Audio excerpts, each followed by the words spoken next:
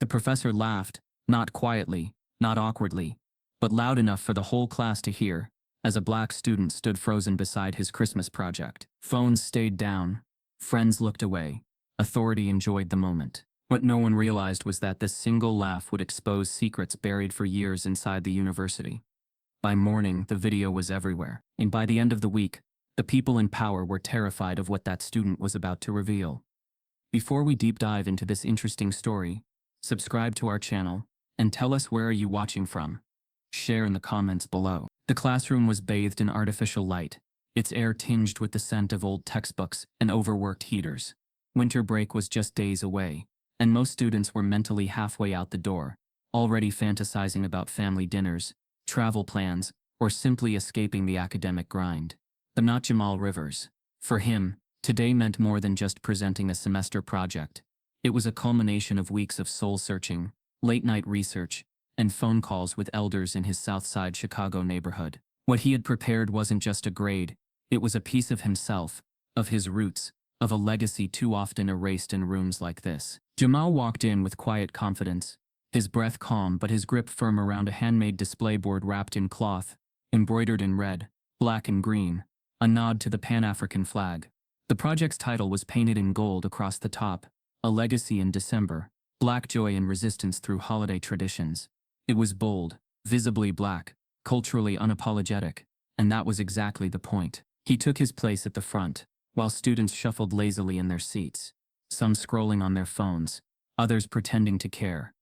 Among them sat Tyler, Jamal's roommate and until recently, his closest friend, eyes locked on his laptop, earbuds in, offering not even a nod of support. The disconnect stung, but Jamal swallowed it. Dr. Charles Grafton, a sharply dressed white man in his late 50s with salt and pepper hair, and the permanent smirk of someone who thought himself the smartest in any room, leaned against his desk, arms folded. He had made his feelings about identity projects clear earlier in the semester, calling them emotional indulgences that didn't belong in academic spaces.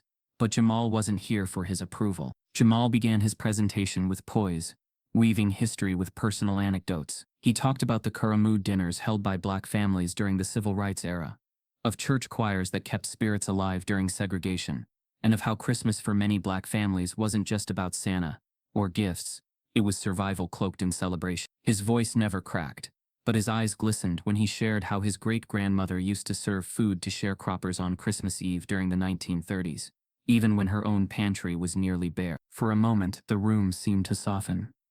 A few students actually lifted their heads.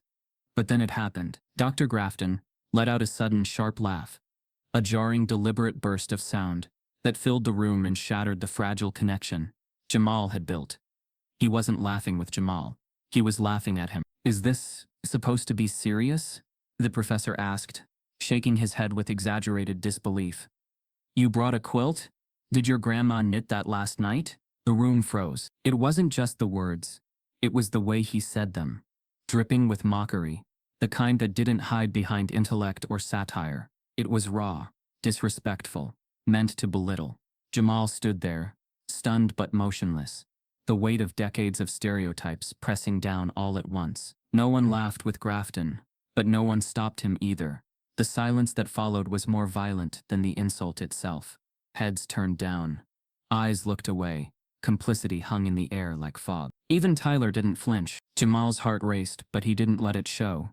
He simply nodded, calmly closed his board, and said, "Thank you for your time," before walking back to his seat. It was a graceful exit, but not a defeat.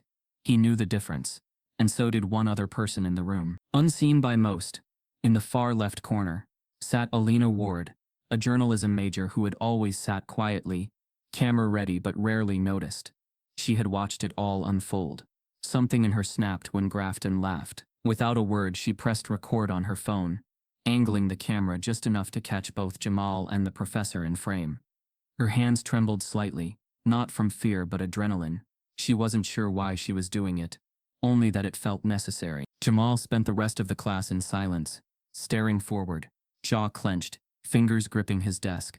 Dr. Grafton returned to his lecturing, as if nothing had happened, breezing through concepts of cultural symbolism while erasing Jamal's dignity just minutes earlier. No acknowledgement, no apology, nothing. After class, Students filed out quickly, avoiding eye contact. A few whispered apologies. Most said nothing. Tyler caught up with Jamal in the hallway, but couldn't meet his gaze. "Rough day, man," he muttered, before peeling off toward the dining hall. Jamal walked the opposite direction. Outside, snow had begun to fall, quiet, steady flakes that landed on his coat and melted instantly. He stopped beneath an overhang and let the cold settle into his bones. The humiliation still burned, but underneath it was something deeper, something sharp and growing. He had been embarrassed before, but never erased. Not like this. And the worst part, no one seemed surprised it happened. Back inside, Alina sat alone at her dorm desk, rewatching the footage again and again. It wasn't just the laugh. It was the way the entire class allowed it. The visual of Jamal standing proud, holding a project woven with culture and memory, only to be ridiculed in seconds, was haunting. She considered deleting it. What right did she have to share someone else's pain? But then she remembered Jamal's face. Not the pain, the stillness, the restraint, the dignity. He hadn't lashed out. He hadn't broken down. He had stood tall. And maybe, just maybe, the world needed to see that. She uploaded the video. Not to YouTube. Not yet. Just to a private link, shared only with a handful of trusted student journalists on campus. Within minutes, the reactions poured in. Disbelief, anger, shame. And then someone reposted it. And another. Then a Twitter account with 90,000 followers. Then a local news station. The ripple was instant. Irreversible. Jamal, still unaware of what had just been set into motion, sat in the campus chapel, alone under stained glass windows, staring into nothing. A knot tightened in his chest, not from shame anymore, but from something far more dangerous. Resolve. He didn't know it yet, but the next time he stepped into that classroom, the world would be watching. One student captures the moment, on her phone, but instead of deleting it, she secretly uploads it. The video did not explode all at once. It seeped first into small circles, then into larger ones, until the quiet seepage became a flood. By midnight, the clip had crossed the invisible threshold where outrage becomes momentum. The caption that traveled with it was simple and devastating. Black student laughed at for honoring his root. It didn't editorialize. It didn't need to. The laughter did the work. The silence after it finished the job. Jamal found out the way most people do now, through a vibration that wouldn't stop. His phone lit up again and again on the nightstand. The screen flashing names he barely recognized, and numbers he didn't. He ignored it at first, assuming it was group chat noise or end-of-semester spam. When he finally picked it up, the notifications stacked so fast they blurred together. Tags, mentions, messages. His name repeated by strangers who suddenly spoke as if they knew him. He opened one link, then another, and felt his chest tighten as he saw himself frozen on screen. Standing at the front of the room, the professor's laugh slicing through the moment like a blade. The comments came in waves. Some were raw with empathy, naming the humiliation for what it was, and apologizing for a world that kept staging the same scene. Others were sharp and venomous, insisting he was too sensitive, that the professor was just joking, that race had nothing to do with it. A few went further, mocking the project itself, dragging his family, his neighborhood, his intelligence. The cruelty wasn't creative, it was familiar. Jamal felt a strange calm as he scrolled, the kind that comes when pain confirms what you already knew. He put the phone down, face up this time, and stared at the ceiling until the snow outside softened into dawn. By morning, the clip had migrated to every platform that mattered. News aggregators embedded it without asking. Influencers reacted to it with carefully lit outrage. Commentators framed it as a debate, inviting balance where there was none. Jamal's inbox filled with interview requests. Some earnest, some opportunistic. He declined all of them without responding, choosing silence not as retreat, but as control. He went to class anyway, walking across campus as if the sidewalks hadn't become a corridor of whispers. Eyes followed him now. Some apologetic, some curious, some hungry. He kept his head level, his pace steady, refusing to perform the version of himself they expected. Inside the administration building, the mood was frantic. Emails flew between offices. Drafts of statements revised and softened until they said almost nothing. The college's first response landed mid-morning. A bland paragraph about diverse perspectives, an ongoing review, conspicuously avoiding names. It satisfied no one.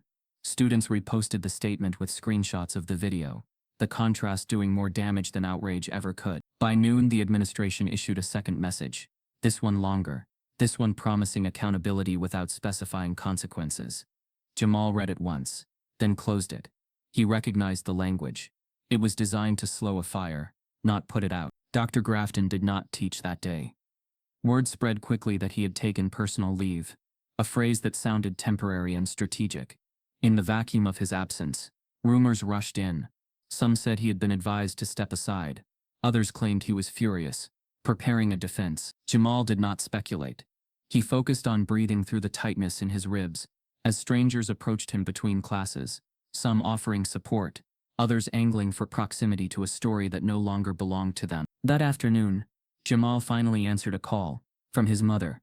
She had seen the clip on a coworker's phone, recognized her son immediately, and felt the familiar mix of pride and fear settle in her stomach.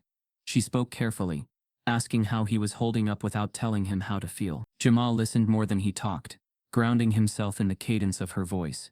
When she asked what he planned to do, he told her the truth. He didn't know yet. What he did know was that he wouldn't apologize for existing in that room. As the day wore on, the narrative splintered.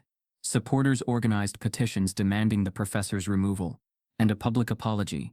Critics reframed the incident as an attack on academic freedom. A popular commentator suggested Jamal had staged the moment for attention, a claim that stung less for its cruelty than for its laziness. Jamal resisted the urge to respond. Every draft he typed felt like a trap. He remembered the stillness he'd held in the classroom and decided to keep it. Silence, he realized, was not absence. It was pressure. Late that evening, a new development rippled through campus. A student-run account posted a thread compiling older complaints about Dr. Grafton. Anecdotes, whispers, patterns that had never quite congealed into proof. The thread didn't accuse. It asked questions. Why were the same kinds of students always on the receiving end of his humor? Why had no one intervened before?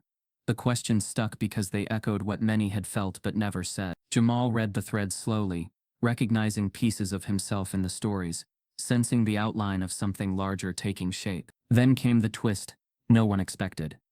A short video surfaced from years earlier, recorded during a lecture in a different class, showing Dr. Grafton dismissing a discussion about race as seasonal sensitivity. The clip was grainy, incomplete, but the tone was unmistakable. The administration moved quickly to have it removed, citing context and consent.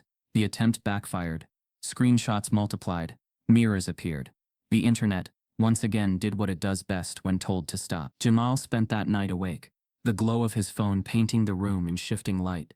He felt pulled in opposite directions, toward the comfort of solidarity and the exhaustion of exposure. He wondered about the students who had laughed quietly that day, about Tyler's silence, about Alina's decision. He wondered how many times this scene had played out elsewhere without a camera. The weight of it pressed down on him, heavy but clarifying.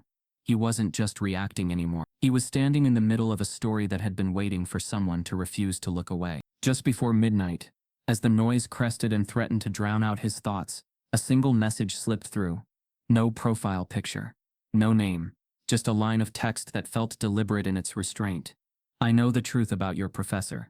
Meet me tomorrow. A location followed, then a time. Jamal stared at the screen, the room suddenly very quiet, the possibilities fanning out in front of him like doors he hadn't known existed. Jamal receives an anonymous message. I know the truth about your professor. Meet me tomorrow. Jamal arrived early, the way people do when they are trying to control fear by giving it structure. The library's lower level was quiet in the unnatural way that only archives could manage, where silence wasn't absence but accumulation.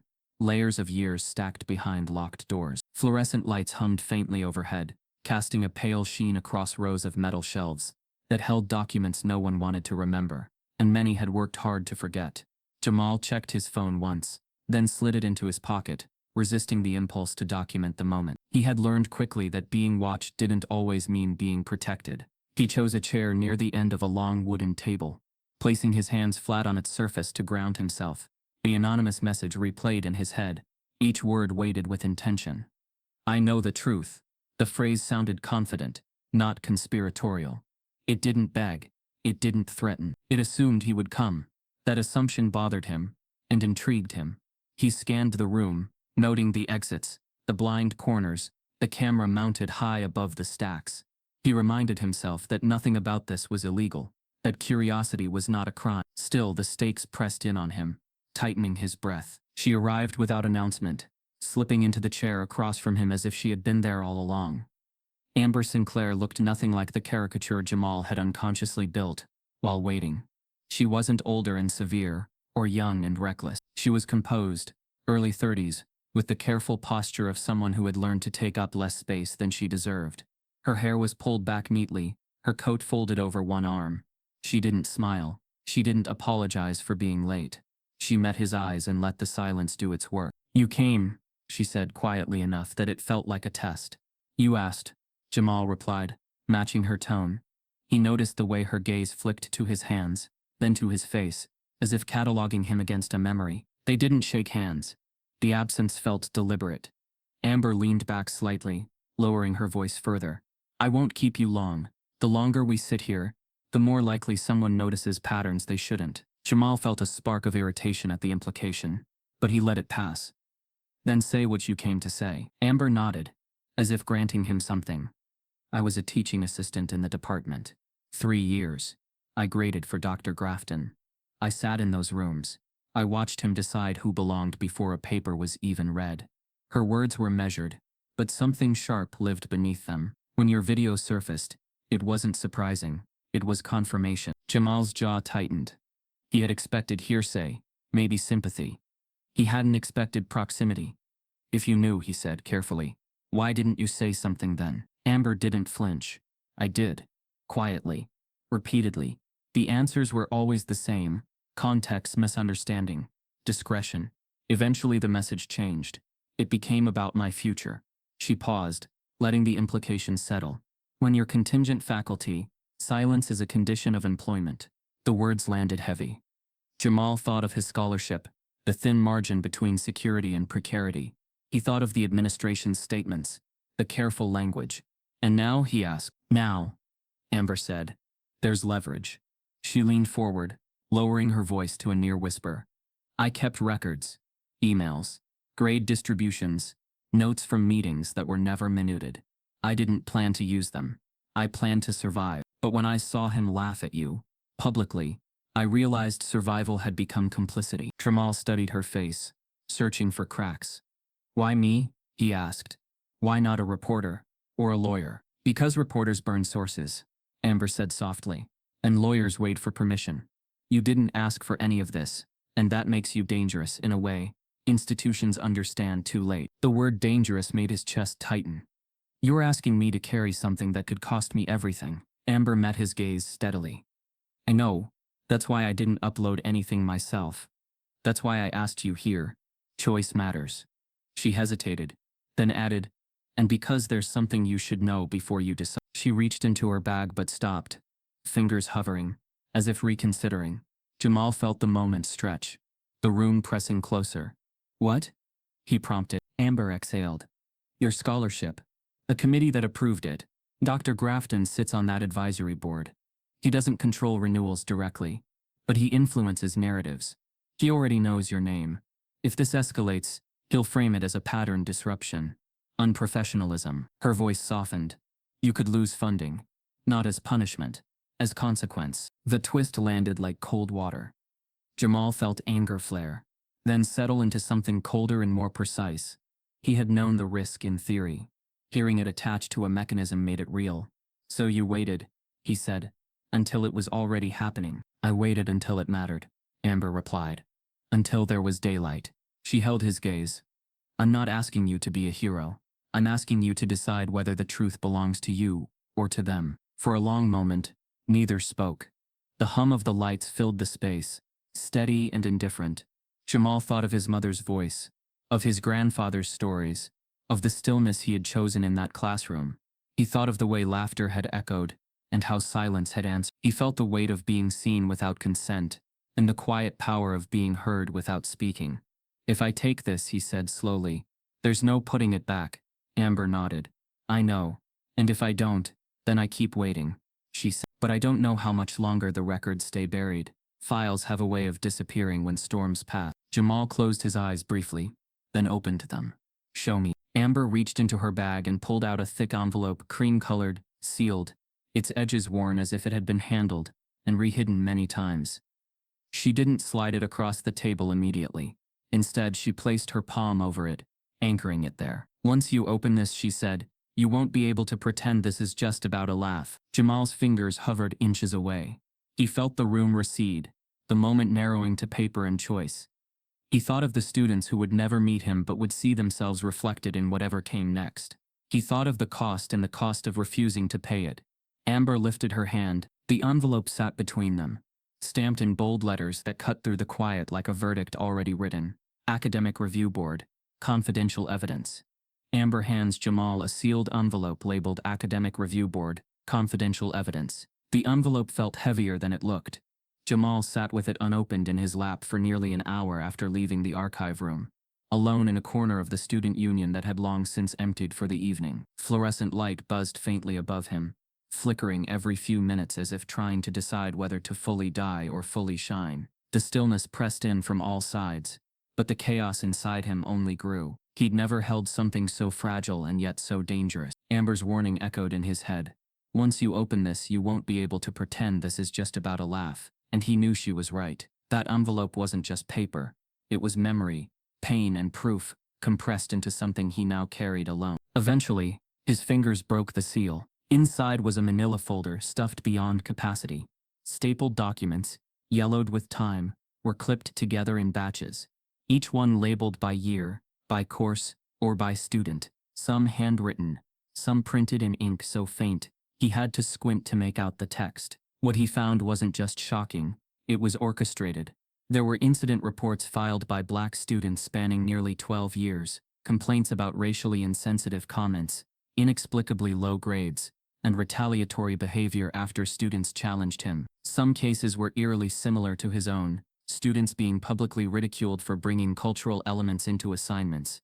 One account described how a black female student was marked down for using Toni Morrison as a source in a literary analysis, with the comment, "Not a canon author, try Shakespeare next time."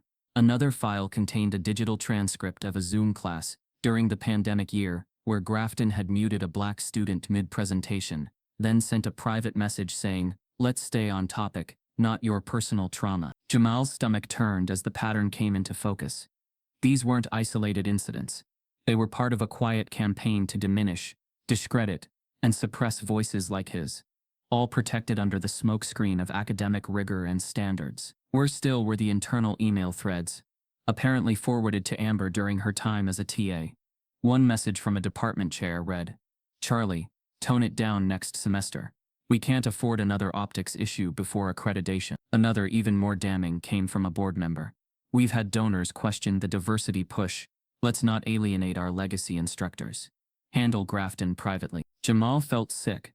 Every sentence revealed not just a broken man, but a broken system. He had come into this thinking he was pushing back against a single moment, a single laugh. But what lay before him was an infrastructure of complicity, layered, rehearsed, and protected by people in suits and titles. The realization stripped something from him, some last thread of naivete.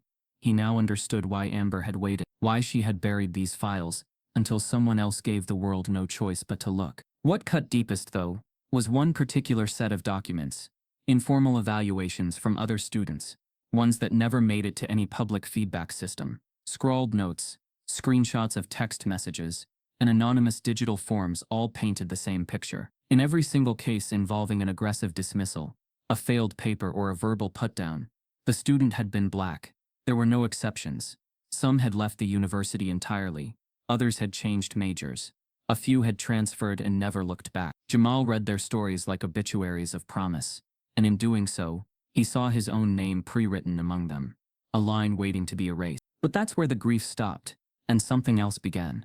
It was cold, it was clear, it was strategy. He spent the next 2 days in near isolation, mapping everything. He categorized the evidence by date, then by type. He created a digital archive, encrypting it with 3 layers of protection. Amber had given him a portable drive to keep copies, in case someone gets brave, she had said. He moved through the files like a surgeon, precise, unsentimental, but quietly raging. For every document he read, he saw another way to dismantle the myth of Dr. Grafton's academic integrity. And not just him. the college itself. Because what became disturbingly clear was this: they had known, and they had protected him. The plan was simple but dangerous. Jamal wouldn't go to the press. Not yet. He would go internal. A direct submission to the university's academic review board. Not for publicity, but for accountability. A formal complaint, backed by 12 years of data. It would force their hand. Either they'd act, or they'd expose themselves by refusing to. He drafted a 30-page report, carefully citing each attached document, including 3 anonymous testimonials he convinced past students to contribute via encrypted calls. They were hesitant at first, still afraid, still carrying shame they didn't deserve, but his courage gave them permission to speak. By the end of the 3rd night, he had everything he needed, or so he thought. The email came the following morning, unexpected in its civility. It came from an administrator he didn't recognize, Associate Provost Richard Faulkner. The message requested a brief in-person meeting regarding your recent conduct and academic standing. No explanation, no subject line, just a location and time. The university's Office of Student Accountability. The name alone was enough to send a chill through him. He had heard of that office before, usually in whispers. It wasn't where you went for mediation. It was where they sent students they wanted silenced with protocol. He went anyway. The office was beige and clinical, like all places meant to drain power from the people inside them. Faulkner was a wiry man in a navy suit, his smile too wide, his eyes too controlled. Jamal sat across from him, the file drive in his coat pocket, his muscles coiled beneath calm. Faulkner didn't waste time. "We've reviewed your recent activity, Mr. Rivers," he said, folding his hands. "There's concern that your actions may be causing disruption to the academic environment." Jamal raised an eyebrow. "You mean the part where I was laughed at, or the part where I refused to disappear after it?" Faulkner's smile tightened. "We're not here to debate perspectives. We're here to offer resolution." He slid a document across the table, neatly printed, already signed by someone else. A non-disclosure agreement. "Sign this," Faulkner said, "and your academic record remains untouched. Your scholarship continues. No marks, no hearings. We move forward quietly." Jamal stared at the document. One signature. That's all it would take to vanish the problem, and everything it stood for. One signature to fold into the system, to become another name no one remembered. The pressure was palpable. The stakes couldn't have been clearer. But what Faulkner didn't know, what the institution had miscalculated, was that Jamal had already seen the buried truth. He wasn't just a student anymore. He was a witness. He looked up slowly, locking eyes with the administrator, the silence between them now filled with something heavier than fear. A university administrator threatens to revoke Jamal's credits unless he signs a non-disclosure agreement. Jamal didn't sign the agreement. He didn't theatrically push it back across the desk or tear it in half. He simply let it sit there, untouched like a truth the room refused to acknowledge. Associate Provost Faulkner watched him with the patient stillness of someone accustomed to waiting people out.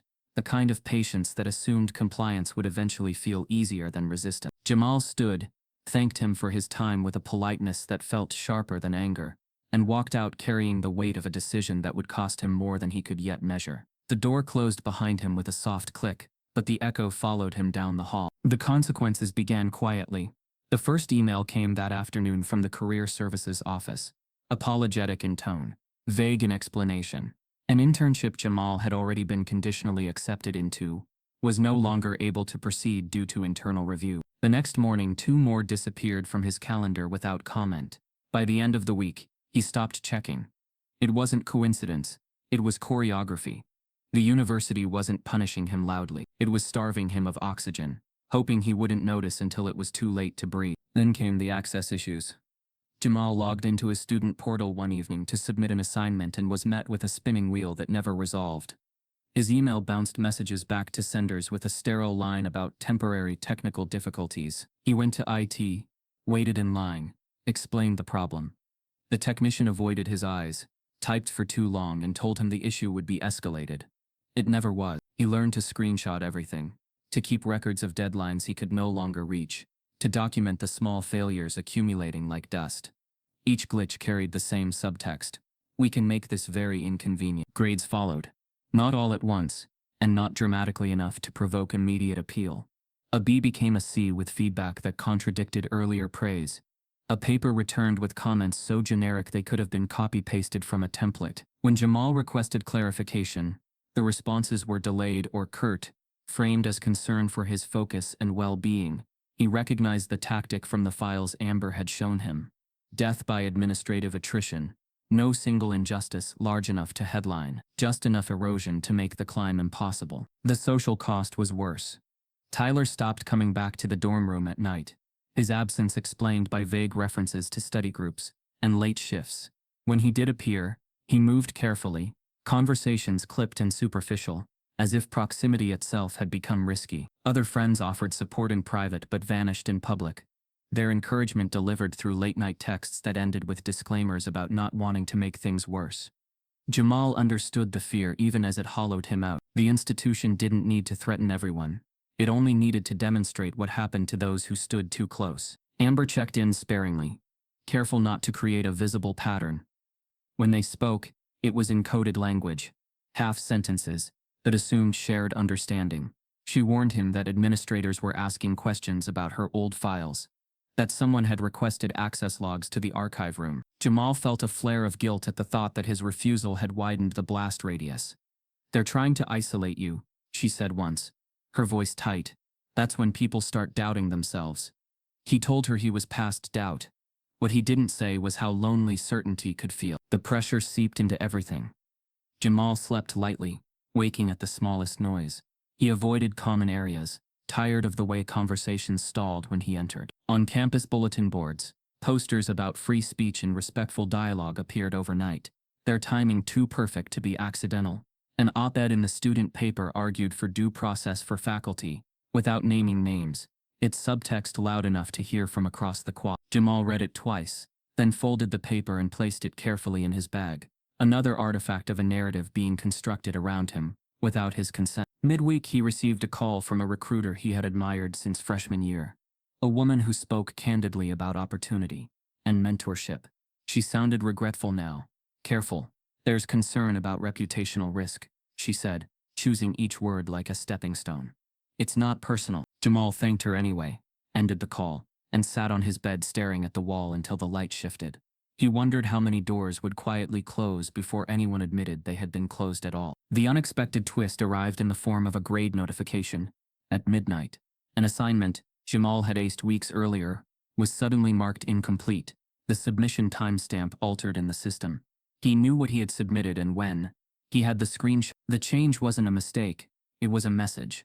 He filed a formal appeal, attaching evidence, copying the department chair. The automated reply acknowledged receipt and promised a response within 10 business days. 10 days was an eternity in a semester measured by weeks. Jamal felt the walls tightening, the clock accelerating. Despite everything, he didn't withdraw the complaint. He didn't soften his language or accept mediation that framed harm as misunderstanding. He continued assembling his case, refining the timeline, cross-referencing emails, preparing for the moment the institution would force him into a hearing designed to exhaust him.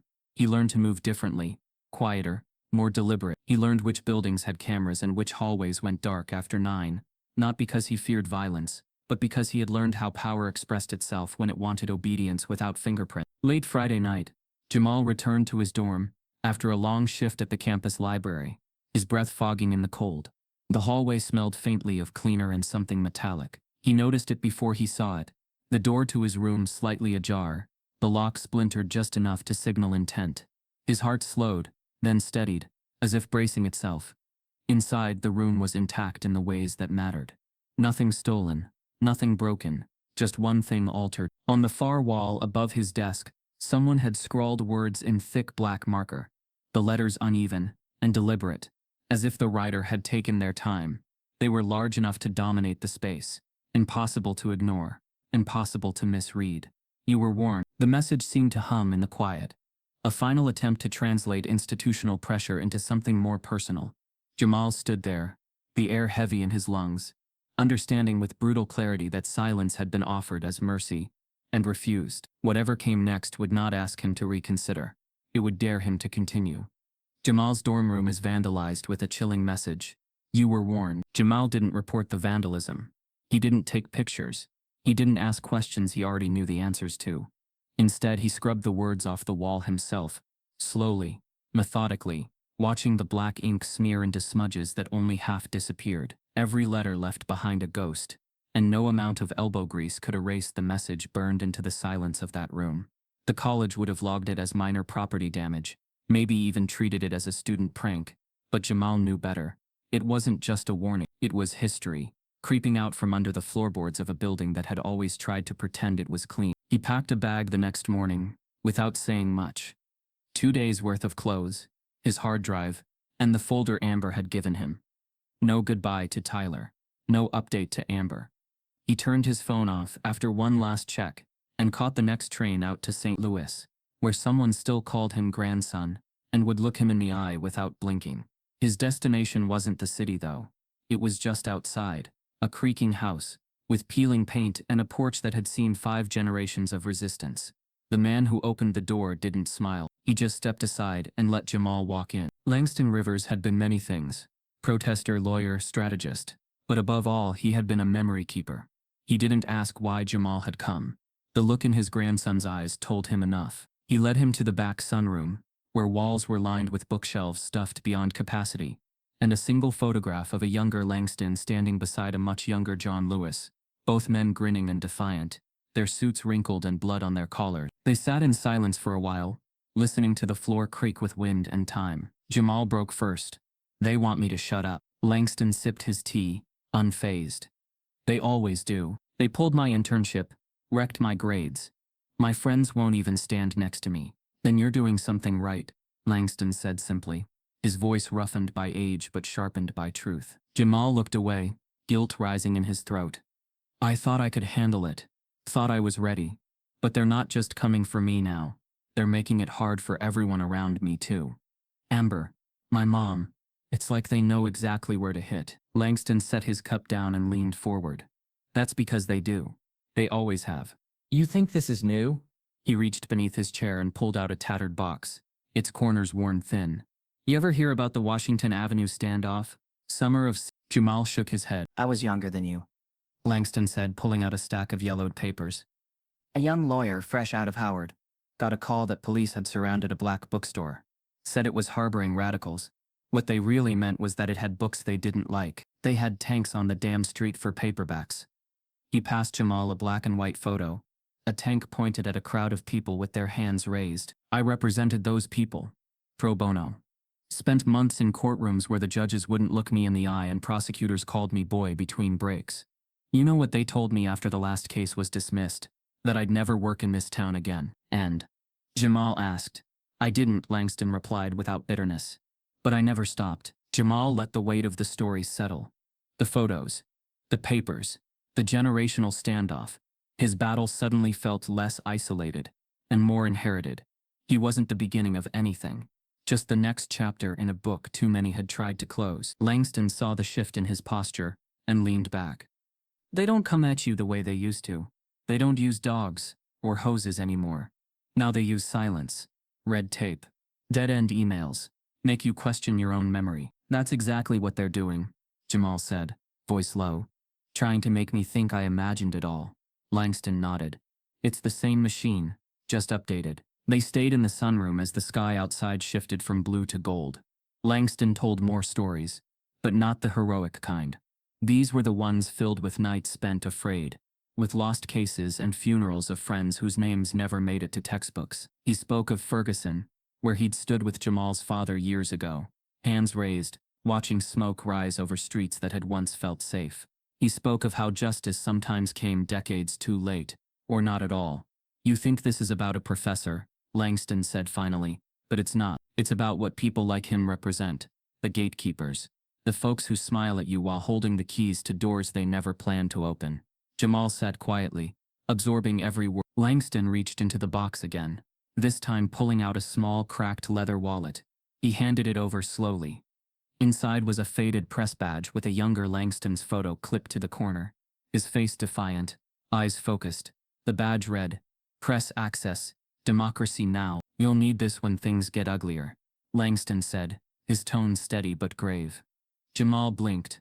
"Why would I need a press badge?" "Because when they try to erase your story, you're gonna have to tell it louder. And if the press won't tell it for you," Langston's voice dropped into something heavier, You'll need to become the press yourself. Jamal's grandfather hands him an old press badge. You'll need this when things get uglier. By the time Jamal returned to campus, the story no longer belonged to the university.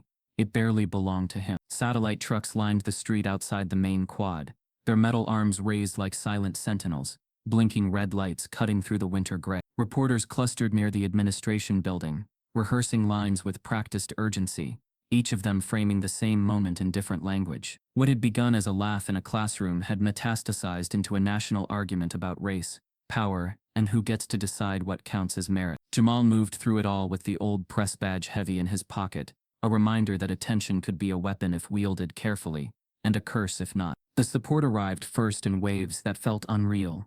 Civil rights leaders issued statements naming the incident for what it was, connecting Jamal's experience to a lineage of academic exclusion that spanned generations. Activists organized teach-ins on campus lawns, their voices amplified through crackling speakers as students gathered, some listening intently, others filming for their feeds. Celebrities tweeted their solidarity, hashtags blooming and mutating faster than Jamal could track. His phone buzzed constantly, but he answered almost none of it, choosing instead to observe how quickly people claimed him as a symbol. He understood the utility of symbols. He just refused to let himself be flattened into one. With the support came the backlash, sharp and organized. Anonymous flyers appeared overnight, taped to lampposts and bathroom mirrors, warning against mob justice and cancel culture. Online forums lit up with conspiracies about Jamal's motives, painting him as an opportunist coached by shadowy interests. A fringe group announced plans to demonstrate on campus, framing their presence as a defense of free speech, while circulating images that trafficked in thinly veiled hate. The administration condemned the flyers in a carefully worded email that managed to sound firm without naming the target. Jamal recognized the move, denounced the method, not the message. Inside the administration building, meetings bled into one another. Trustees dialed in from across the country, donors asked pointed questions, and consultants advised restraint while drafting contingency plans. The university's reputation, once its proudest currency, began to fray at the edges. Alumni wrote letters threatening to withhold contributions unless action was taken. Prospective students posted videos explaining why they were reconsidering acceptance. The school tried to regain control by announcing a live town hall, billed as an open forum for dialogue and healing. The word healing appeared so often it lost meaning. Jamal was invited to speak through a formal email that arrived with a calendar attachment and a set of suggested talking points. He read it twice, then closed his laptop. Amber called minutes later, her voice tight with concern. "They want to manage you," she said. "If you go up there, they'll try to box you in." Jamal knew she was right. He also knew that refusing would be framed as avoidance. "I'll speak," he told her, "but not from their script." The days leading up to the town hall blurred into a steady hum of preparation and pressure. Jamal met with student organizers, who urged him to center the broader pattern, not just his own story. He listened to faculty allies, who warned him about defamation traps, and advised precision. He spoke with his mother, who reminded him to eat, to sleep, to remember that surviving the moment mattered as much as winning it. Each conversation added a layer, sharpening his sense of what was at stake. This wasn't about venting, it was about exposure. The night before the event, campus security quietly increased patrols, their presence justified as precaution. Jamal noticed the way officers lingered near the dorms where black students lived, how their eyes tracked movement with practiced suspicion. The irony wasn't lost on him. He returned to his room early, shutting the door against the noise. He laid out notes on his desk, not a speech, but anchors, names, dates, questions he wanted to ask, rather than answers he was expected to give. He slipped the press badge out of his pocket and placed it beside the notes, a silent witness to the continuity of struggle. As dusk settled, his phone rang. The number was unfamiliar, the area code local. He let it ring once, twice, considering the possibilities. When he answered, the voice on the other end was calm, measured, and unmistakable.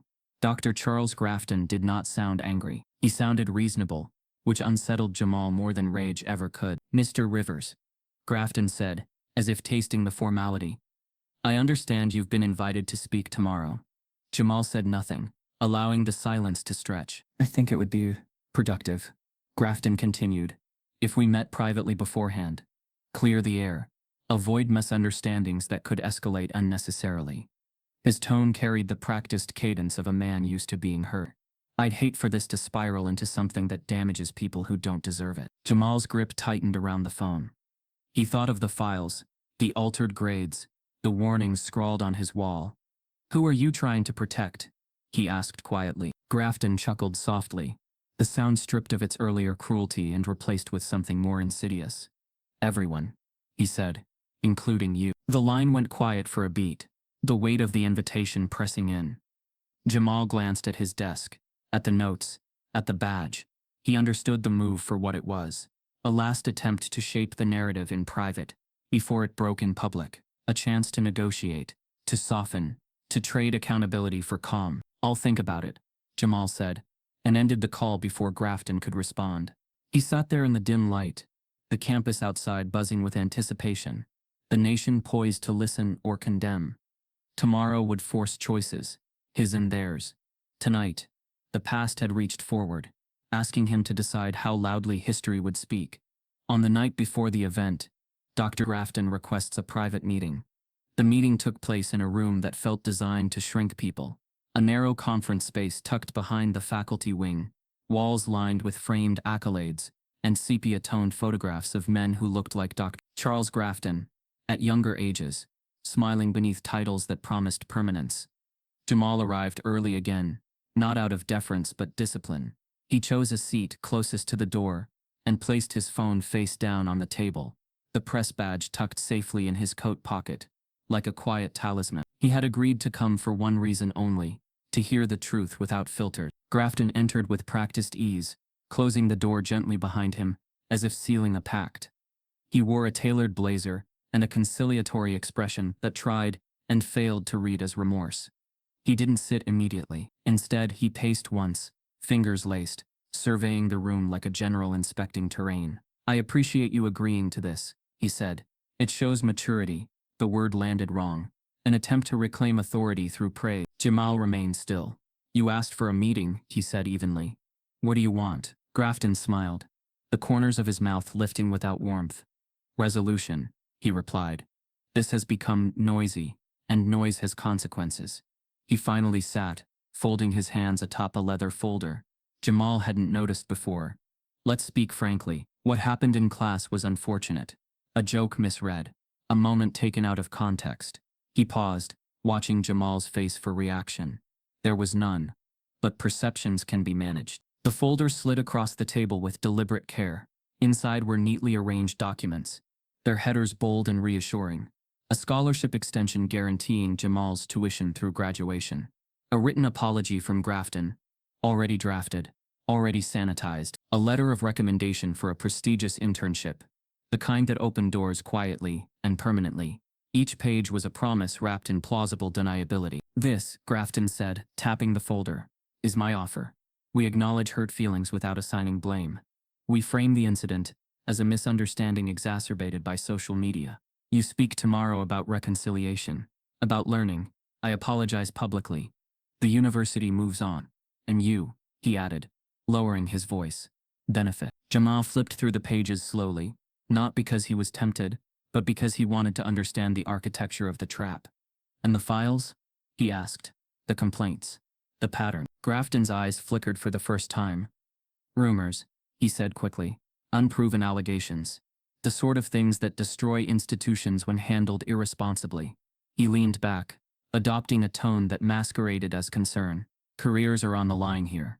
Mr. Rivers. Funding. Departments. People who have done nothing wrong will suffer if this continues. Jamal looked up. You mean donors? Grafton chuckled softly. Call it what you like. The reality doesn't change. The air thickened. Jamal felt the weight of the offer pressing in. Not because it was attractive, but because it was calibrated. It addressed every vulnerability the institution had already exploited. Money. Access. Future. Silence. You're asking me to lie, Jamal said. I'm asking you to be strategic, Grafton countered. There's a difference. Justice doesn't require spectacle. It requires stability. He leaned forward, voice dropping. You're young, talented. You don't want to be known as the student who burned his own house down. The words stung because they were meant to. Jamal thought of the names in the files, of students who had disappeared quietly, their stories absorbed by the walls. He thought of his grandfather's press badge, of tanks pointed at bookstores, of silence dressed up as order. You laughed, Jamal said simply. You laughed at my work, in front of everyone. Grafton's jaw tightened. I regret how it was perceived. That's not an apology, Jamal replied. The professor's mask slipped then, just enough. The smile vanished, replaced by irritation sharpened into warning. You're not in a position to dictate terms, he said. You think the public cares about nuance? They'll move on. The institution will remain. Ask yourself where you want to be when the attention fades. Jamal closed the folder and pushed it back across the table. You already decided where you want me, he said. Quiet. Grafton's voice hardened.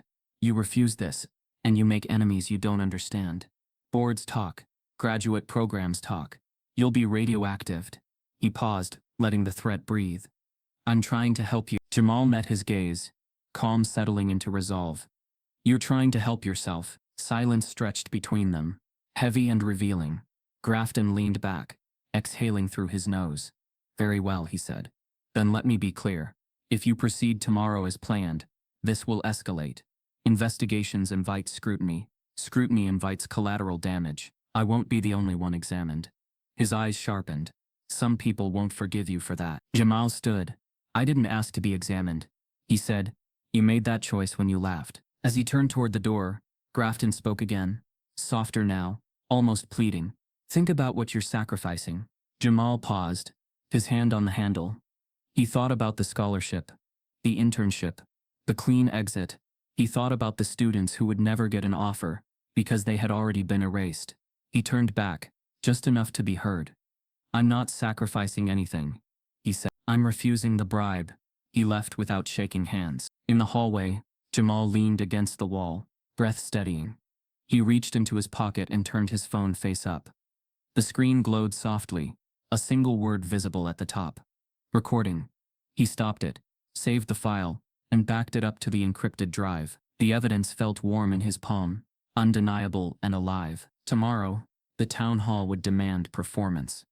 Tonight the truth had been captured, unfiltered, unmistakable, and the mask, once slipped, could never be fully restored. Jamal refuses, and records the entire conversation. The auditorium filled the way storms do, unevenly at first, then all at once. Students packed the aisles, faculty clustered in careful rows. Administrators occupied the front seats with rehearsed composure. Cameras ringed the room, red lights blinking like watchful eyes. Outside, the cold pressed against glass doors where latecomers argued with security, their voices muffled but insistent. Inside, the air vibrated with a tension that had nowhere to go. Jamal stood just off stage, the weight of the recorded truth heavy in his pocket, feeling the room's attention reach for him before he had even been announced. The moderator opened with language designed to soothe words like dialogue, understanding, healing. Applause flickered politely, then died.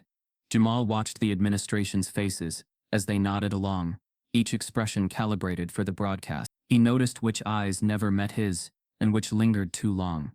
When his name was called, the room shifted, a collective inhale. He walked to the podium without notes, without ceremony, and waited for the quiet to settle. It didn't, not fully. Whispers rippled.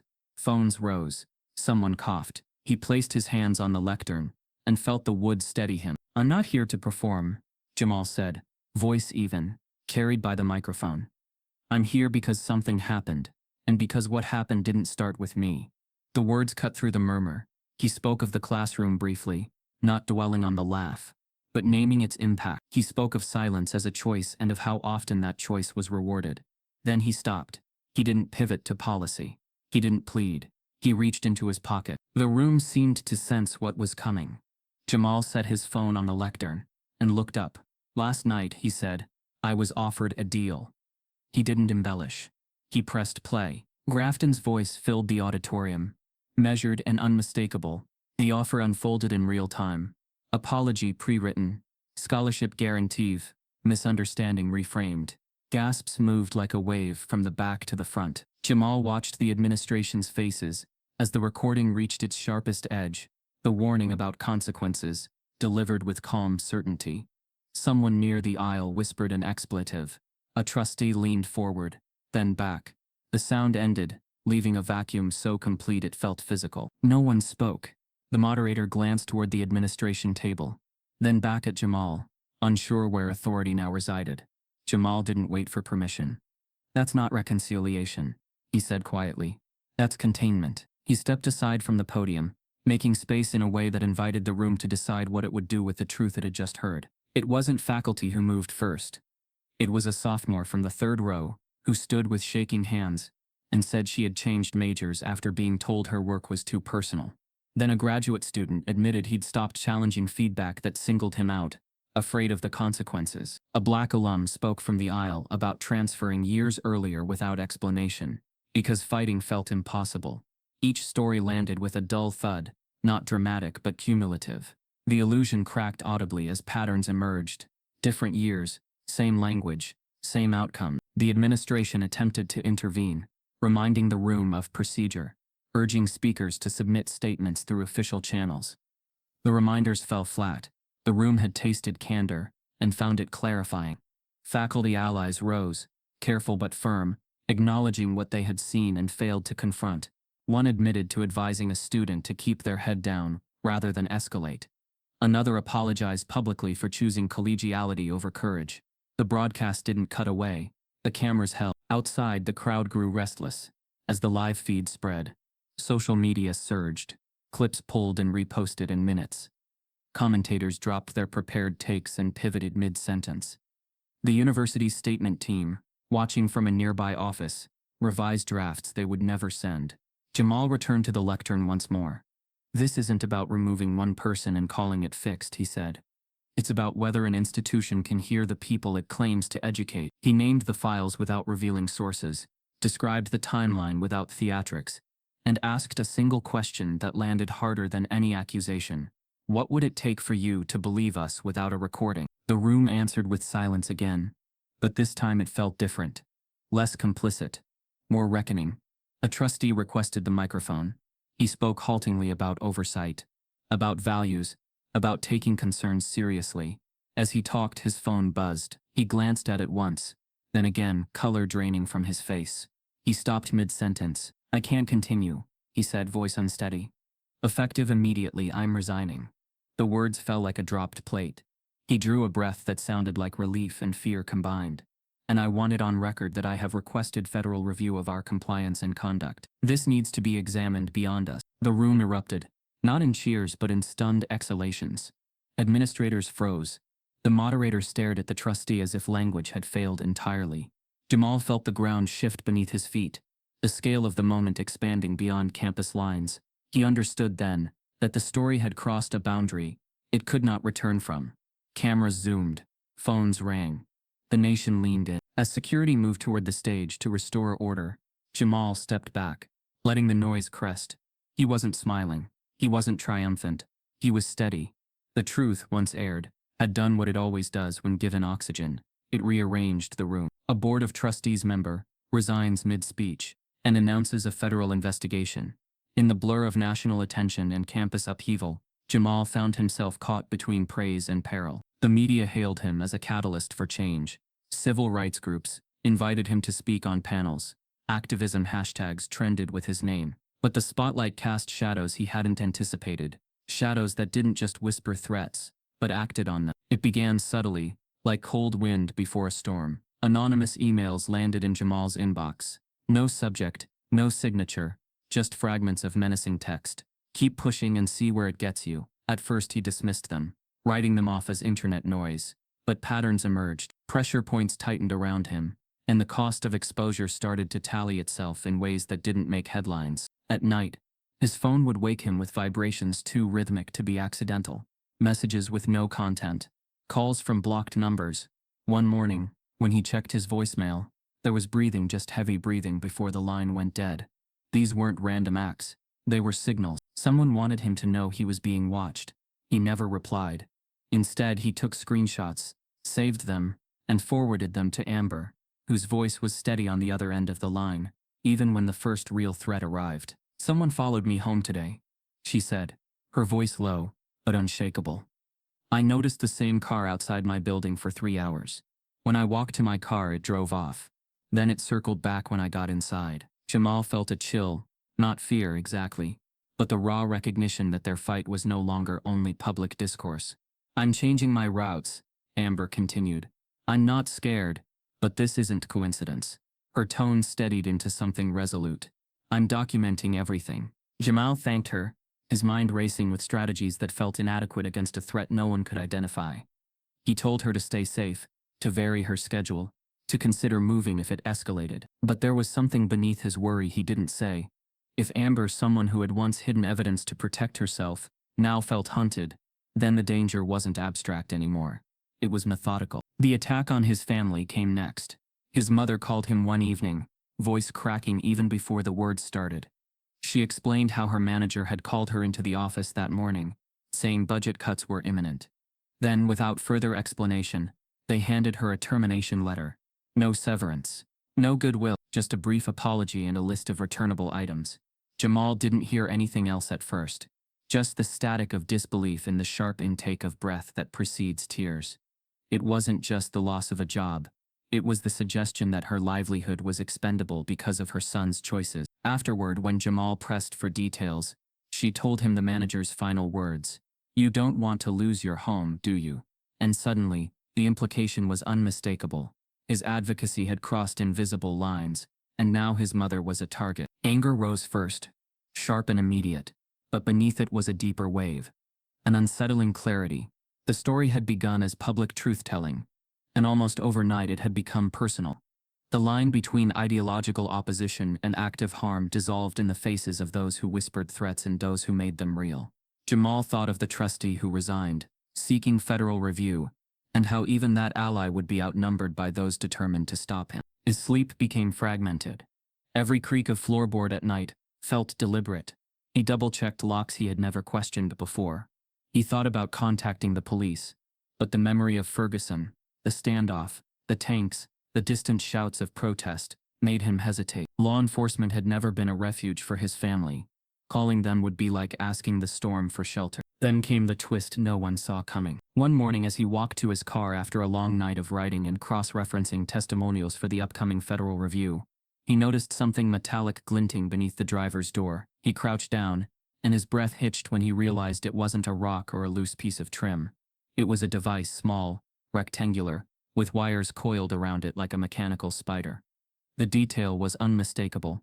It wasn't placed there by accident. Someone had intentionally attached it under his car. The implications spiraled in his mind. Surveillance, tracking, threat escalation. His hands trembled, not with fear but with focused alertness. He didn't touch it.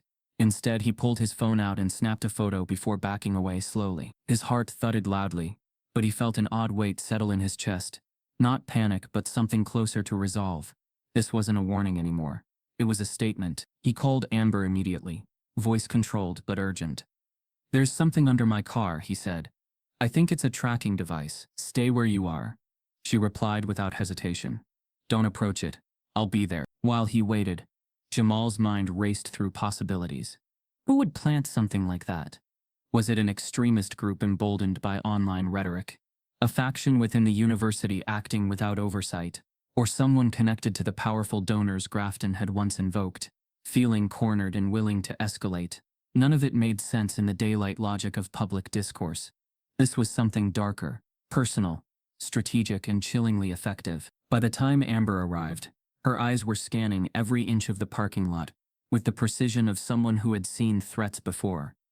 She crouched beside the device, gently circling it with gloved hands but never touching the wires. This wasn't random, she said. Whoever did this knows how to stay off cameras. This wasn't a statement for the news. This was a message for you. Jamal felt the air tighten around him. The public support, the viral discourse, the national conversation, it all now paled next to this one moment.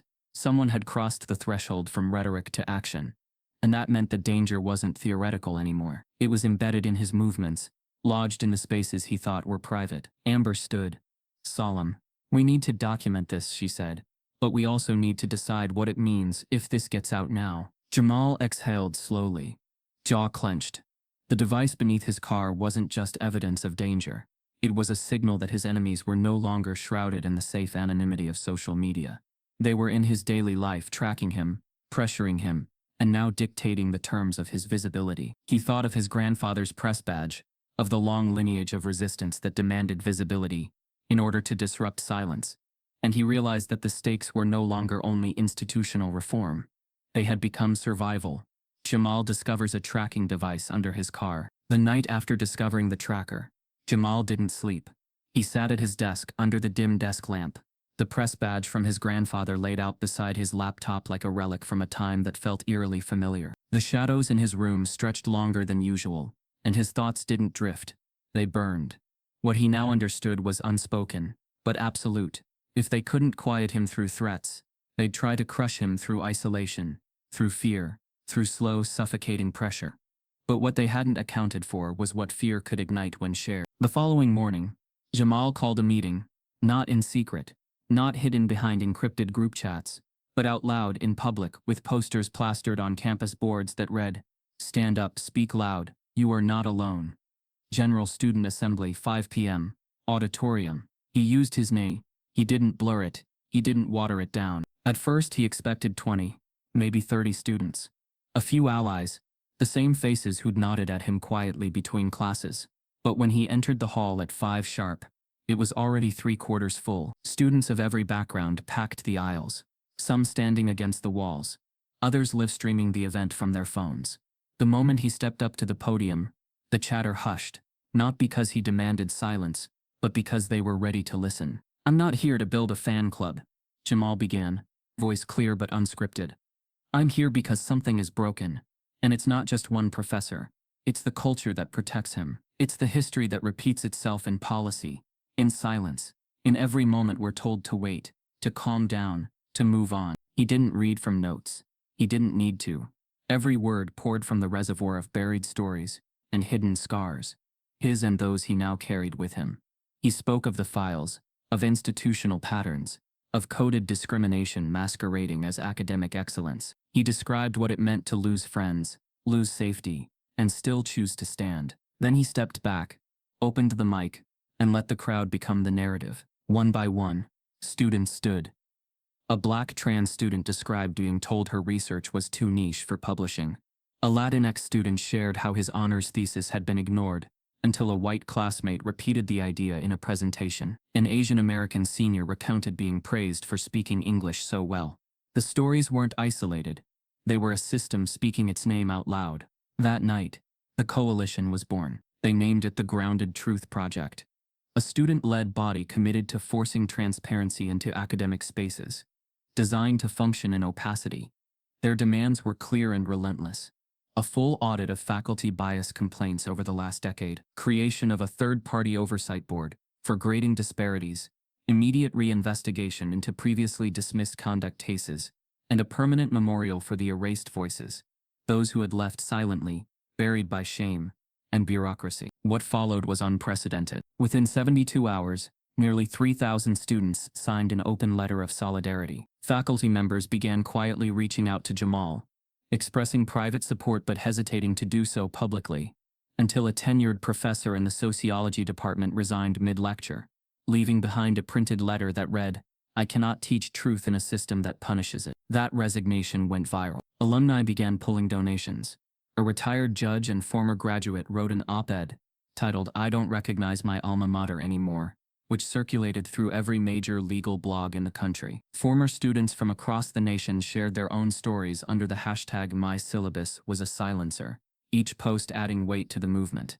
The university's PR team scrambled to contain the damage, but the structure was already cracking. The administration responded with carefully worded denials, citing ongoing investigations and insisting on institutional integrity. But every day the coalition grew. Students staged sit-ins at the faculty building. They hosted digital teach-ins with legal experts and civil rights historians. Jamal wasn't just a face anymore.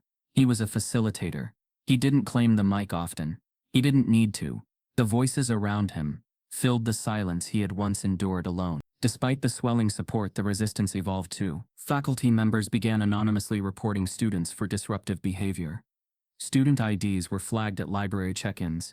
The Wi-Fi network mysteriously blocked access to the coalition's website.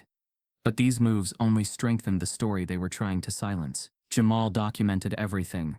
Every incident, every erasure attempt was catalogued, time-stamped, and stored in a secure online archive called the Ledger, a living memory no one could delete. Still, nothing prepared him for the next blow. Late one afternoon, as he returned from a media interview with a grassroots black newspaper, he found a thick envelope waiting at the front desk of his dorm.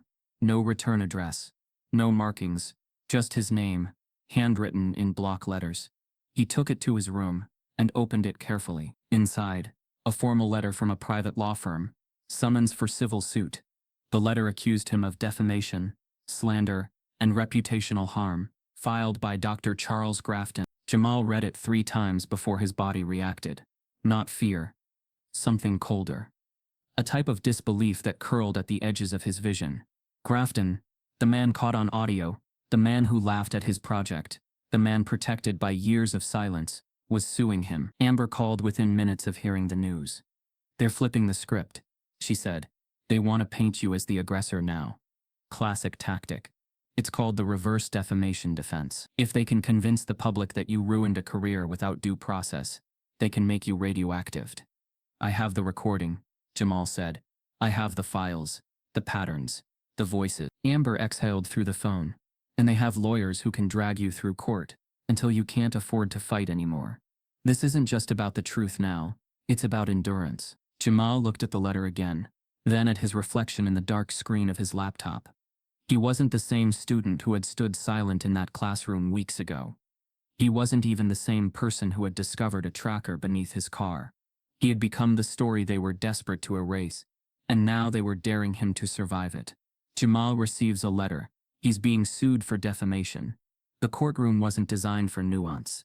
It was designed for order, wooden panels, worn carpet, and the quiet theatrics of a system that called itself fair while carrying generations of weight behind every gavel strike.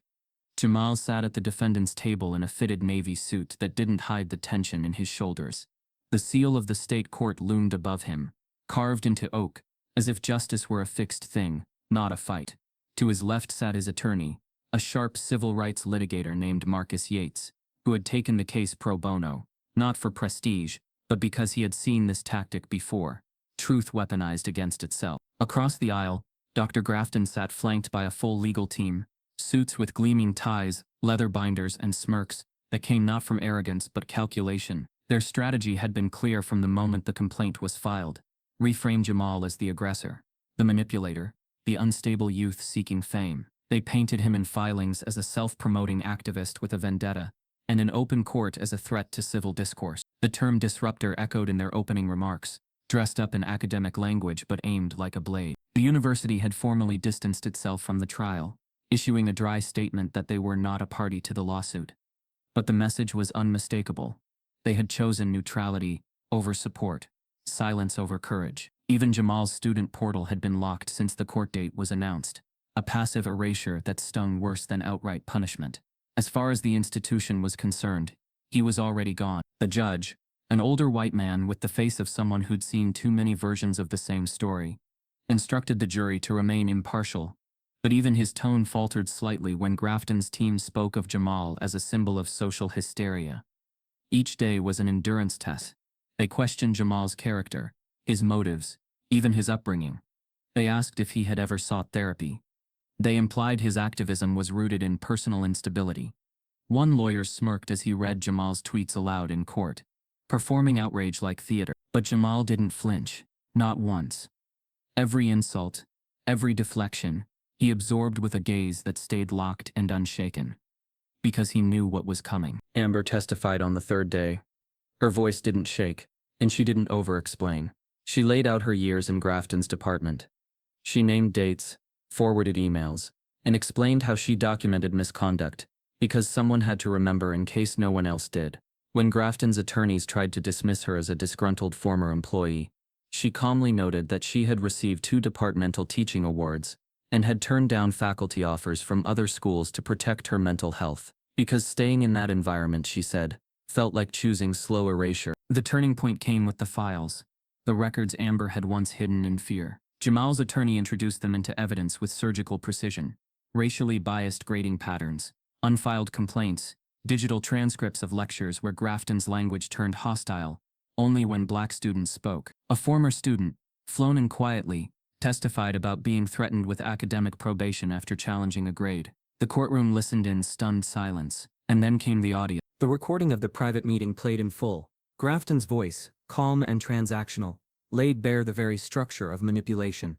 Offers, silence in exchange for opportunity, veiled threats cloaked in institutional concern.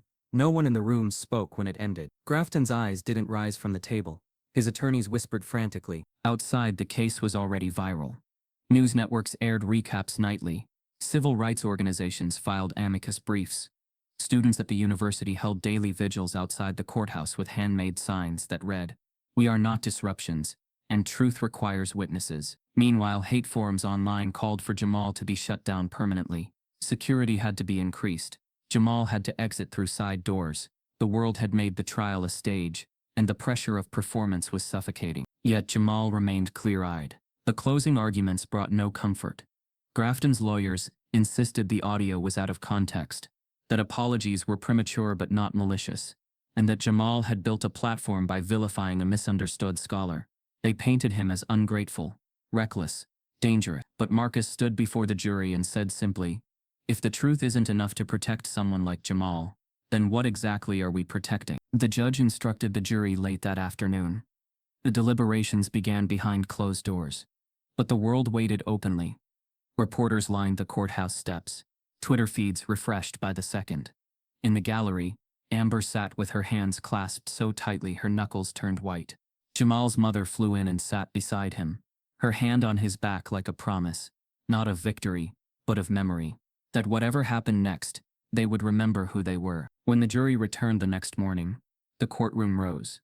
Every seat was filled. The judge took his place, looking slightly warier than before. The clerk stood, verdict envelope in hand.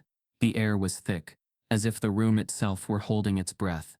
The judge broke the seal. He glanced at the paper, eyes flicking once toward the jury foreman, once toward Jamal. Then, he paused. He looked out across the courtroom, at the cameras, the crowd, the counsel. He cleared his throat and said, "There has been an unexpected development that requires us to pause before proceeding." The jury returns with a verdict, but the judge pauses before reading it. The judge's voice cracked the tension like a fault line. "There has been an unexpected development." Every person in the room, from the jury box to the reporters jammed shoulder to shoulder in the back row, froze in place. Jamal's breath caught. For a full beat, the world still. The sealed verdict sat in the judge's hand, heavy with implications, but now rendered temporarily inert. Murmurs began. A few heads turned. A bailiff leaned in to whisper something at the clerk's desk, and the judge's eyes hardened. "This court will recess for 15 minutes, he announced, voice suddenly crisp. "All jurors are to remain in the deliberation room. No one leaves the building." Then he banged the gavel once, sharp and final, and stood. Jamal felt Amber's hand close around his. She didn't ask questions. She didn't have to. Everyone had felt the shift. It wasn't nerves. It was something worse. Something deliberate. 15 minutes bled into 25, before the judge returned. When he sat again, the room was quieter than before. Even the media equipment seemed muted. He didn't waste time. "Before the verdict can be read," he said, eyes darting to both legal tables, "this court is required to inform counsel of an ongoing criminal investigation, tied directly to this civil proceeding." Jamal turned slowly, instinctively toward the plaintiff's table. Grafton didn't blink. The judge continued. "Evidence has been submitted by the state attorney's office that suggests tampering, specifically, with institutional files submitted to this court. An anonymous whistleblower has provided documents that appear to have been altered after official subpoenas were issued." There it was. The oxygen fled the courtroom. Marcus Yates, calm but sharp as ever, leaned toward Jamal and whispered, "That's a felony." The judge looked directly at Dr. Grafton now. "Dr. Charles Grafton, please rise." Grafton's attorneys objected immediately, their voices overlapping in a rush. Something about due process, improper timing, judicial overreach. But the judge didn't flinch. "This does not interfere with the jury's civil verdict. That ruling will proceed. But pending these criminal allegations, the court is required to act in real time." He turned to the bailiff. "Take him into custody." It was quiet when the cuffs clicked. Not dramatic, not violent, just quiet. as if even the system itself had finally run out of ways to look away. Grafton didn't resist. He didn't speak. He looked up once, briefly, toward the gallery. Jamal followed his gaze, but no one looked back. Then, at last, the verdict was read. The jury foreman stood, his voice steady. In the matter of Dr. Charles Grafton versus Jamal Rivers, we the jury find in favor of the defendant. The court recognizes that the defendant's actions were not defamatory, but protected expressions of truth, supported by corroborated evidence, testimony, and systemic documentation. It should have ended there, but it didn't. The foreman cleared his throat. Additionally, we recommend this court's decision be submitted as reference for future legal precedent regarding racially motivated misconduct in academic institutions. Gasps filled the room, not theatrical, but historical.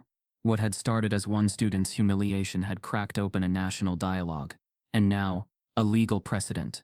A new line had been drawn, not just in his favor, but for everyone like him. Reporters bolted from their seats, hands flying over keyboards. Civil rights lawyers exchanged looks that held decades of buried cases in them. Jamal sat motionless, absorbing it all. The ruling wasn't just about his name, it was about proof, pattern, and legacy. Outside the courthouse, a crowd waited behind barriers, their signs waving like flags. Believe black students, education without erasure. This is what justice looks like. But inside, Jamal stayed seated. His mother touched his shoulder. Amber nodded once. Marcus placed the verdict file in front of him, like a document that had taken too long to be written. And yet, even as victory settled into the air, Jamal didn't smile, because he knew it wasn't over. The federal government had already reached out to the university's board. An education reform bill sparked by the coalition's efforts and propelled by the trial was now under active consideration in Congress. The bill proposed mandatory bias training for tenured faculty, national oversight of grading disparities, and new protections for student whistleblowers. No one could have predicted that Jamal's Christmas project, the one Grafton laughed at, would birth federal legislation. But that's exactly what was happening. The courtroom emptied in waves, but Jamal remained behind, staring at the press badge in his pocket. His grandfather's voice echoed in his mind. You'll need this when things get uglier. He had needed it. But now the badge felt less like armor and more like inheritance. As the last few spectators filed out, an assistant to the judge approached Jamal quietly and slipped a file into Marcus's hands. This just came through, from the Department of Education's Civil Rights Division. The woman whispered, "They want to speak with your client. Off record." Soon Marcus flipped open the folder and froze. Inside wasn't just correspondence. It was a list, a compiled document of other institutions, schools, colleges, universities where similar allegations had surfaced and been buried. 22 of them, each with redacted name, each waiting to be exposed. Dr. Grafton is arrested immediately after the trial for tampering with evidence. 3 months after the verdict, the museum was quiet. Not empty quiet, the kind of reverent hush usually reserved for memorials, where the space around an object becomes part of its story. Inside a glass display case at the Smithsonian's new exhibit on modern civil rights in education stood a single board wrapped in fabric, red, black, and green. The title, A Legacy in December, Black Joy and Resistance Through Holiday Traditions, still gleamed in gold across the top, though slightly faded now, preserved exactly as it had appeared that day in class, the day a laugh tried to make it small. Beneath the display lay rows of handwritten letters.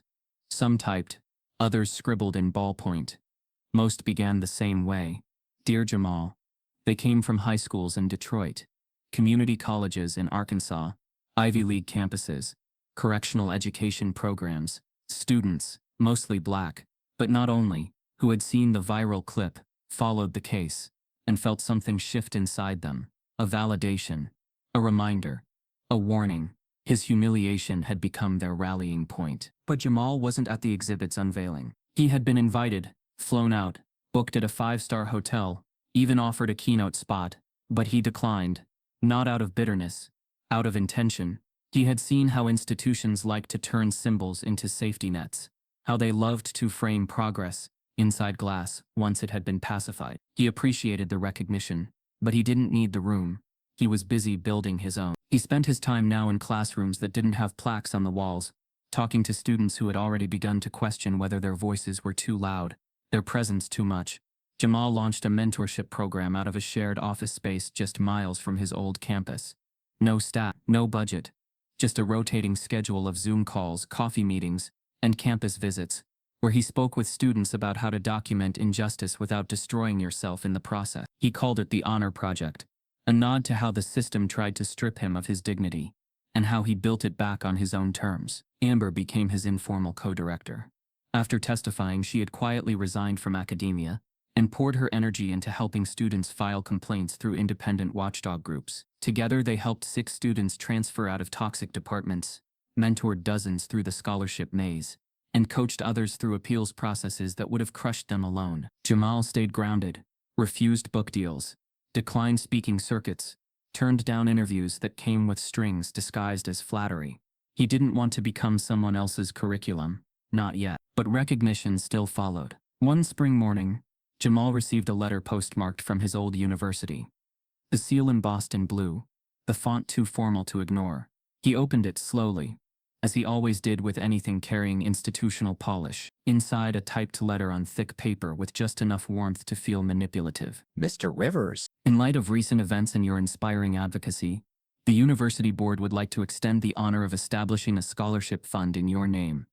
The Jamal Rivers Scholarship for Diversity in Education. We believe this will serve as a lasting tribute to your courage and a symbol of our commitment to progress. The official announcement would be made at our upcoming Diversity Renewal Gala, where we would also be thrilled to have you join us as a guest of honor and public endorser of the new Diversity Renewal campaign, designed to restore trust and unity across our academic community. The letter ended with polite phrases and a contact name. Jamal read it 3 times before setting it on the table. He knew exactly what this was. They weren't asking for his approval. They were asking for his endorsement. For his story. The pain, the humiliation, the fight to be folded neatly into their PR campaign. They wanted to hang his name on a banner and call the cycle complete. A scholarship named after him, but born from the very system that tried to erase him. A rebranding exercise disguised as redemption. He called Amber and read the letter aloud. She was silent for a long moment. "They're trying to put a fresh coat of paint on a burning house," she said finally. "I know," Jamal replied. "But part of me wants the scholarship to exist." Amber didn't argue. She didn't need to. They both understood the complexity of legacy, how even progress could be co-opted, if you weren't careful. "You could say yes," she said, "with conditions. Make them uncomfortable." "I don't want my name next to a campaign," Jamal said quietly. "I want it next to a change." He spent the next week drafting a response. Not reactive, not emotional, just honest. He thanked them for the offer, acknowledged the symbolic gesture, then declined the invitation to the gala and any public endorsement of the Diversity Renewal campaign, citing its lack of structural transparency and its failure to address the underlying systems that enabled the original harm. But he offered something else. "If the university wishes to name a scholarship in my honor," he wrote, "it must be built not in tribute to me, but in partnership with the students it claims to serve. I will provide the framework, the oversight, and the criteria. It must fund the pursuit of equity, not the image of it. Anything less would be exploitation in a better font." He hit send. 2 days later he received no reply, but the scholarship was quietly announced anyway, with his name, but no photo, no gala, no press release. And underneath the announcement, in small print, one line stood out: "Oversight of eligibility and review to be administered by the Honor Project, in collaboration with independent equity consultants." Amber forwarded him the link. "No photo," she texted. "Perfect," Jamal replied. But even as he exhaled, a new email landed in his inbox. Short, unfamiliar domain. Just one line. "We need to talk. I have records from another school. It's worse than anything you've seen. The university offers to name a scholarship after him, but only if he agrees to endorse the school's diversity renewal campaign." The invitation came not from a boardroom or PR firm, but from a handwritten note slid into Jamal's mailbox. The envelope slightly wrinkled, the ink smudged in places. It was addressed simply, "Mr. River." Inside, a letter on embossed cream paper, with the seal of Oak Ridge University, one of the oldest historically black colleges in the country. No lawyers, no conditions, just an offer that read, "We'd be honored if you would address our graduating class." No scripts, no filters, just truth. At the bottom, a short message in ink, clearly added by hand. "Our students already know your story. We'd like them to hear your voice too." Jamal said yes without hesitation. There was no prep session, no stage rehearsal, No whispering aides checking lighting or phrasing. When he arrived on campus that June morning, the energy was electric but grounded, like a celebration that understood the cost behind the caps and gowns. The commencement stage was built beneath tall oaks, sunlight cutting through leaves, dappling faces in the crowd with patches of warmth. Rows of graduates sat in black robes trimmed with kente cloth, their eyes filled with expectancy, weariness, and a hunger for clarity that institutions often feared to feed. Jamal sat quietly off stage, his notes folded in his jacket, though he had stopped looking at them days ago. The ceremony was already halfway through when they introduced him. Not with pomp, not with a dramatic reading of his biography, but with a simple phrase, a man who reminded us what truth sounds like when it's spoken out loud. He stepped to the podium to the kind of applause that didn't scream but hummed, deep, sustained, and knowing. For a long moment, he said nothing. Then, gently, he began. "I was laughed at for a project," he said, voice steady, eyes scanning the rows. "A Christmas project meant to honor my family, my community, my roots. One laugh, in one room, by one professor. That's how it started." The crowd was silent, leaning in. But it didn't stop there. It became a verdict, a lawsuit, a national conversation. My name got printed next to words like disruptor and radical, not because I asked for it, but because I didn't disappear. He paused. "What I learned is that the truth doesn't need permission. It doesn't wait for institutions to approve it. It doesn't need a title or a seat at the table. It just needs someone, anyone brave enough to carry it into the light." He spoke of legacy, not the kind carved into stone or written into endowments, but the kind whispered between students in dorm rooms, passed down through stories, lived through survival.